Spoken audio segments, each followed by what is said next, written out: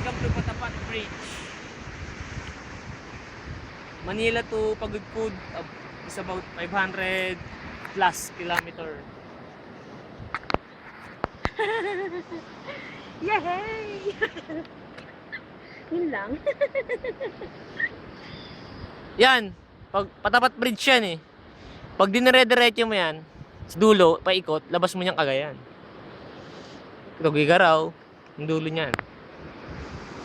Layo. Maulan pa. Lalim, taas. Oh? Di nakita yung bundok doon eh. Parang papuntang Batanes sa kabila. Yun, may dumating oh.